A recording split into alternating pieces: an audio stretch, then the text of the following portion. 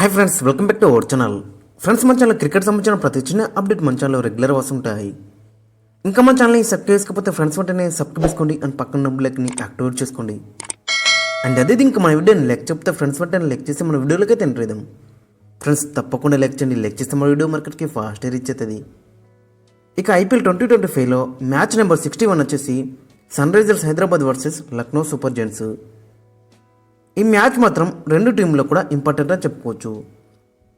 అందులోకి వెళ్ళి అక్కడ లక్నో సూపర్ జెయింట్స్కి ప్లేయర్స్కి వెళ్ళడానికి చాలా అంత ఇంపార్టెంట్ అని చెప్పుకోవచ్చు. అవుట్ సైడ్ ఛాన్స్ అయితే ఖచ్చితంగా ఉందని చెప్పుకోవచ్చు లక్నో సూపర్ జెయింట్స్కి. ఇక మరోవైపు ఎస్ఆర్హెచ్కి మరి టేబుల్లో చూసుకుంటే 8th ప్లేస్లో అయితే ఉంది. సో కొంచెం అప్ ది ఆర్డర్ వెళ్ళాలంటే ఖచ్చితంగా ఈ మ్యాచ్ గెలవాల్సిందే. అండ్ ప్రైడ్ కోసం కూడా ఆడుతున్నారు. ఇక ఈ మ్యాచ్ వచ్చేసి అక్కడ లక్నో సూపర్ జెయింట్స్ యొక్క హోమ్ గ్రౌండ్లో జరగబోతుంది, ఎక్నా స్టేడియంలో. ఇక్కడ యూజువల్గా చూసుకుంటే కొన్ని హై స్కోరింగ్ మ్యాచ్ చూసినాం, కొన్ని లో స్కోరింగ్ మ్యాచెస్ అయితే చూసినాం. రెడ్ సైడ్ అయితే హై స్కోరింగ్ ఉంటుంది, బ్లాక్ సైడ్ అయితే లో స్కోరింగ్ అయితే ఉంటుంది. ఇక్కడ మొత్తం 19 మ్యాచ్లో 8 మ్యాచ్లు ఫస్ట్ బ్యాటింగ్ వేసి గెలిచిలు, 10 మ్యాచ్లు సెకండ్ బ్యాటింగ్ వేసి గెలిచిలు, ఒక మ్యాచ్ నో రిజల్ట్గా ముగిసింది. యావరేజ్ ఫస్ట్ ఇన్నింగ్స్ స్కోర్ చూసుకుంటే 168, హైయెస్ట్ టీమ్ టోటల్ వచ్చేసి 235, హైయెస్ట్ సక్సెస్ఫుల్ చేసి వచ్చేసి 197. హెడ్ ఇక్కడ చూసుకుంటే మొత్తం 5 మ్యాచ్ల్లో 4 మ్యాచ్లు ఎల్హెచ్జి గెలిచింది, ఒక్క మ్యాచ్ ఎస్ఆర్హెచ్ అయితే గెలిచింది. హెడ్ పరంగా చూసుకుంటే ఎల్హెచ్కే అప్పర్ హ్యాండ్ ఉందని చెప్పుకోవచ్చు. ఇక టీమ్ విశేషానికి అయితే ఫస్ట్ మనం ఎస్ఆర్హెచ్ టీం చూసుకుంటే మరి ఎస్ఆర్హెచ్లో Travis Head COVID-19 positive. So ఈ మ్యాచ్ మిస్ అయ్యే ఛాన్స్ అయితే మనకి 100% కనబడుతుంది. అక్కడ మనం మెయిన్గా చూసుకుంటే అంత పెద్ద ఫరక్ అయితే పడదు, ఎందుకంటే ఆల్రెడీ మనం నాకౌట్ అయినాం. So nothing to loose. అక్కడ మనకి ఇంకొక ఆప్షన్ కూడా కనబడుతుంది. ఇషాన్ కిషన్ ఓపెనింగ్లో బరిలోకి దిగుతాడు విత్ అభిషేక్ శర్మ. సో కాబట్టి పెద్ద వరీ డిసిషన్ అయితే మనకైతే కాదు, పెద్ద వరీ నోట్ అయితే కాదని చెప్పుకోవచ్చు. ఈ మ్యాచ్కి అయితే ఖచ్చితంగా ట్రావిస్ హెడ్ మిస్ అవుతాడు. సో ఓపెనర్స్ వచ్చేసి అభిషేక్ శర్మ అండ్ ఇషాన్ కిషన్ బరిలోకి దిగుతారు. ఇక అభిషేక్ శర్మ దగ్గర నుంచి కూడా పెద్ద ఇన్నింగ్స్ అయితే ఎక్స్పెక్ట్ చేస్తున్నాం. ఇక నెంబర్ 3లో మరి అక్కడ నితీష్ కుమార్ రెడ్డికి ఛాన్సు రావచ్చు. నితీష్ కుమార్ రెడ్డికి మంచి ఛాన్స్ అని చెప్పుకోవచ్చు. ఇక్కడికి ఒక మంచి పెద్ద నాక్ ఆడితే మాత్రం చాలా బెటర్ అయితే ఉంటుంది. ఈ సీజన్లో ఒక్క మ్యాచ్ విన్నింగ్ నాకు కూడా మనకైతే కనబడలేదు. సో అలాంటి నాకు ఈ మ్యాచ్లో వస్తే చాలా బెటర్ అయితే ఉంటుంది. ఇక తర్వాత అక్కడ మనం చూసుకుంటే హెన్రిచ్ క్లాసన్ కూడా గత సీజన్లో ఉన్నట్టయితే మనకైతే కనబడలేడు. సో మరి ఈ మ్యాచ్లో చూడాలి మరి ఇతని దగ్గర ఎలాంటి నాకు వస్తుంది అనేది చాలా ఇంట్రెస్టింగ్ కనబడుతుంది. ఇక తర్వాత అక్కడ మనం మెయిన్గా చూసుకుంటే అనికేత్ వర్మ ఉన్నాడు. అనికేత్ వర్మ నెంబర్ 5 ఆడే ఛాన్స్ అయితే ఎక్కువ కనబడుతుంది ఈ మ్యాచ్లో. ఇతని దగ్గర నుంచి కూడా ఆన్ ఆఫ్ పర్ఫార్మెన్స్ కనబడ్డది. ఒక మ్యాచ్లో మంచి రన్ ఇస్తే 3-4 మ్యాచ్లో టూ మచ్ డిసప్పాయింట్మెంట్. ఇక తర్వాత అభినవ్ మనోహర్ చాలా మంచి హార్డ్ హిట్టర్ అని చెప్పుకోవచ్చు. సో ఈ సీజన్లో చూసుకుంటే ఒక మ్యాచ్లో మంచి రన్ ఇచ్చిండు. ఇతను కూడా కన్సిస్టెంట్గా మ్యాచెస్ అయితే ఇవ్వలేరు. చూడాలి మరి ఈ మ్యాచ్లో ఖచ్చితంగా ఆడే ఛాన్స్ అయితే ఎక్కువ కనబడుతుంది. ఇక్కడ మెయిన్ ఇంట్రెస్టింగ్గా అక్కడ మనం చూసుకుంటే నెంబర్ 7లో హర్షద్ దుబే ఆడే ఛాన్స్ అయితే ఎక్కువగా ఉంటుంది. హర్షద్ దుబే మరి ఇటీవల జరిగిన రంజీ ట్రోఫీలో హైయెస్ట్ వికెట్ టేకరు, ఏకంగా రికార్డ్ బ్రేకింగ్ వికెట్స్ అయితే తీసుకున్నాడు. ఒకటే సీజన్లో 69 వికెట్స్ అయితే తీసుకున్నాడు, అది రికార్డ్ అని చెప్పుకోవచ్చు. ఇక బ్యాటింగ్లో కూడా చాలా రన్స్ అయితే స్కోర్ చేసిండు.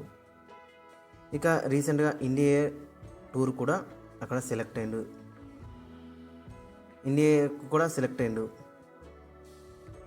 ఇక తర్వాత బౌలింగ్లో చూసుకుంటే మనకి ప్యాట్ కమిన్స్ లాస్ట్ మ్యాచ్లో మనం చూసినాక 4 overs వేసి 19 runs ఇచ్చిండు, 3 wickets తీసుకున్నాడు. ఇక జయదేవ్ ఉన్నత్ కట్టు 4 overs జస్ట్ 30 runs మాత్రం ఇచ్చిండు, ఒక వికెట్ తీసుకున్నాడు 3.2 ఎకరంతో.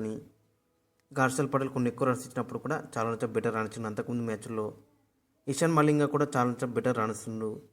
లాస్ట్ మ్యాచ్లో 4 overs 28 runs ఇచ్చి ఒక వికెట్ తీసుకున్నాడు. ఇక ఇక్కడ మెయిన్గా చూసుకుంటే జీసన్ అన్సర్కి ప్రతి మ్యాచ్లో కూడా ఛాన్స్ ఇస్తున్నారు. బట్ ఒక్క మ్యాచ్లో కూడా మ్యాచ్ విన్నింగ్ స్పెల్ అయితే మనకైతే కనబడలేదు. సో అతని ప్లేస్లో రాహుల్ చార్కి ఛాన్స్ అయితే బెటర్ అయితే ఉంటుంది. ఖచ్చితంగా రాహుల్ చారు ఈ మ్యాచ్ ఆడే ఛాన్స్ అయితే మనకి ఎక్కువ కనబడుతుంది. రాహుల్ చారు ఆల్రెడీ ఐపీఎల్ ఆడిన ఎక్స్పీరియన్స్ ఉంది అండ్ ఇంటర్నేషనల్ కూడా ఆడిన ఎక్స్పీరియన్స్ ఉంది. సో కాబట్టి ఖచ్చితంగా రాహుల్ చార్కి ఛాన్స్ అయితే బెటర్ అయితే ఉంటుంది. ఇక అక్కడ మనకి ఇంకా కావాలనుకుంటే గిట్ట అభిషేక్ శర్మ కూడా బౌలింగ్ అయితే ఇస్తాడు. ఒక గిట్ట too much heavy spin wicket అయితే గిట్ట. ఇక ఒక ఫైనల్ ఒకసారి ప్లేయింగ్ లైన్ అక్కడ మనం చూసుకుంటే అభిషేక్ శర్మ అండ్ ఇషాన్ కిషన్ ఓపెనింగ్లో బరిలోకి దిగుతారు. ఇక నెంబర్ 3లో నితీష్ కుమార్ రెడ్డి, నెంబర్ 4లో Heinrich Klaasen, number 5 Aniket Verma, number 6లో అభినవ్ మనోహర్, నెంబర్ 7లో హర్ష్ దుబే, నెంబర్ 8లో ప్యాట్ కమిన్స్, నెంబర్ 9లో రాహుల్ చహర్, నెంబర్ 10లో హర్షల్ పటేల్, నెంబర్ 11లో జయదేవ్ ఉన్నత్కట్, ఇంపాక్టర్గా ఇషాన్ మలింగ ఆరు కమిందు మెండిస్. ఒకవేళ టూ మచ్ స్పిన్కి ఫేవర్గా ఉంటే మాత్రం ఖచ్చితంగా కమిందు మెండిస్ కూడా అదే ఛాన్స్ అయితే కనబడుతుంది. ఇక మరోవైపు లక్నో సూపర్ జెయింట్స్కి అయితే చాలా ఇంపార్టెంట్ మ్యాచ్ అని చెప్పుకోవచ్చు. ఇంకా వీళ్ళకి అవుట్ సైడ్ ఛాన్స్ అయితే ఖచ్చితంగా ఉందని చెప్పుకోవచ్చు ప్లే ఆఫ్స్కి వెళ్ళడానికి. సో ఈ మ్యాచ్ మాత్రం చాలా ఇంపార్టెంట్ అని చెప్పుకోవచ్చు. మెయిన్గా చూసుకుంటే వీళ్ళ బౌలింగ్ అటాక్ అనేది కొంచెం ప్రాబ్లంగా కనబడుతుంది వీళ్ళకైతే. బ్యాటింగ్లో కూడా టాప్ 3 ఇనిషియల్గా చాలా బెటర్ రాణించులు, బట్ లాస్ట్ ఫ్యూ మ్యాచెస్లో వీళ్ళు కూడా డిసప్పాయింట్ చేస్తున్నారు. సో దట్స్ వై మ్యాచెస్ కూడా వీళ్ళైతే ఓడిపోతున్నారు. మెయిన్గా చూసుకుంటే మార్క్రమ్ చాలా బెటర్ రాణించిండు, బట్ లాస్ట్ 2-3 మ్యాచ్లు ఇతను కూడా డిసప్పాయింట్ చేస్తున్నాడు. ఇక బౌలింగ్లో కూడా చాలా క్రూషియల్ వికెట్లే తీస్తున్నాడు. చూడాలి మరి ఈ మ్యాచ్లో ఏ విధంగా రాణిస్తున్నాడు, అది ఇంట్రెస్టింగ్ కనబడుతుంది. ఇక మరొక ఓపెనర్ వచ్చేసి మిచెల్ మార్ష్ చాలా మంచి స్టార్ట్స్ అయితే ఇచ్చిండు. ఇనిషియల్గా చూసుకుంటే కన్సిస్టెంట్గా మంచి స్టార్ట్స్ అయితే ఇచ్చిండు, క్రూషియల్ రన్స్ అయితే స్కోర్ చేసిండు ఇనిషియల్గా. బట్ లాస్ట్ ఫ్యూ మ్యాచెస్ నుంచి చూసుకుంటే ఇతను టూ మచ్ డిసప్పాయింట్ చేస్తున్నాడు. లాస్ట్ మ్యాచ్లో కూడా డక్ అవుట్ అయిండు. ఇక తర్వాత అక్కడ మెయిన్గా చూసుకుంటే నిక్లోస్ పూరన్ కూడా ఇనిషియల్గా చూసుకుంటే ఫస్ట్ 6 మ్యాచెస్లో చాలా బెటర్ రాణించిండు. బట్ తర్వాత మ్యాచెస్లో చూసుకుంటే టూ మచ్ డిసప్పాయింట్మెంట్. లాస్ట్ మ్యాచ్లో కూడా 5 balls 6 runs అయితే స్కోర్ చేసిండు. ఇక తర్వాత చూసుకుంటే మెయిన్గా రిషబ్ పంత్ కెప్టెన్, ఒక్క మ్యాచ్లో కూడా మంచి ఇన్నింగ్స్ అయితే కనవలేదు ఇతని దగ్గర నుంచి. ఈ సీజన్లో టూ మచ్ ప్రెజర్కి ఫీల్ అవుతుందని చెప్పుకోవచ్చు. లాస్ట్ మ్యాచ్లో కూడా 17 balls 18 కొట్టిండు, 2 4 1 6 కొట్టిండు. మరి పెద్ద ఇన్నింగ్స్ ఆడతారు అనుకున్నాం, బట్ వెంటనే అవుట్ అయింది. అక్కడ 195 స్ట్రైక్ రేట్తో జస్ట్ 18 runs మాత్రమే స్కోర్ చేసిండు. చూడాలి మరి ఈ మ్యాచ్లో ఎలాంటి నాకస్ అనేది ఇంట్రెస్టింగ్ కనబడుతుంది. ఇక తర్వాత వీళ్ళకి కన్సిస్టెంట్గా రాణిస్తుంది ఆయుష్ బదోని. లాస్ట్ మ్యాచ్లో కూడా 74 అయితే స్కోర్ చేసిండు 40 balls 5 4s 5 6s, ఏకంగా 185 స్ట్రైక్ రేట్తో చాలా బెటర్ రాణించిండు. ఇక తర్వాత అబ్దుల్ సమద్ కూడా చాలా బెటర్ రాణిస్తున్నాడు. లాస్ట్ మ్యాచ్లో కూడా 45 అయితే స్కోర్ చేసిండు 24 balls 2 4s 4 6s 187 స్ట్రైక్ రేట్తో. ఇక డేవిడ్ మిల్లర్ కూడా కొంచెం డిసప్పాయింట్ చేస్తున్నాడు. ఇక బౌలింగ్లో చూసుకుంటే బౌలింగ్లో కూడా లాస్ట్ మ్యాచ్లో మనం చూసినాగా మయాంక్ యాదవ్ 60 ఇచ్చిండు 4 ఓవర్లకి. ఆవేష్ ఖాన్ కూడా 57 runs అయితే ఇచ్చిండు 4 ఓవర్స్కి. ఇక అక్కడ చూసుకుంటే మెయిన్గా ప్రిన్స్ యాదవ్ కూడా 2 main runs ఇస్తున్నాడు. ఇక దిగ్గేష్ రాత్ కూడా 2 main runs ఇస్తున్నాడు. సో ఓవర్లో చూసుకుంటే ఈ మ్యాచ్లో ఖచ్చితంగా షార్దుల్ ఠాకూర్ తిరిగి వస్తాడు అండ్ రవి బిష్ణోయ్ కూడా తిరిగి వచ్చే ఛాన్స్ అయితే ఎక్కువ కనబడుతుంది. మరి అక్కడ ఆకాష్ సింగ్ వచ్చింది లాస్ట్ మ్యాచ్లో చాలా బెటర్ రాణించిండు.